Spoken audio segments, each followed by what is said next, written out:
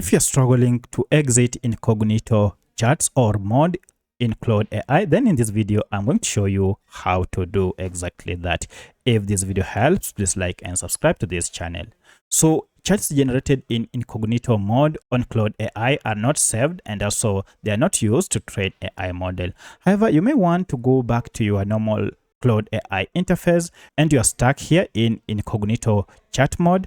To exit is pretty simple. Just go ahead and go to the right corner here, and we have an option to exit Incognito by clicking on X here. You can also use the Control plus the arrow up and I shortcuts on your keyboard to exit. So if I click on it, you can see now we have gone to our normal chat interface where our recent history is saved and our chats are captured here. So that's how you can exit Incognito mode in Claude AI. If you have any other question, kindly let me know in the comment section. Otherwise, thanks for watching and let's meet in the next video.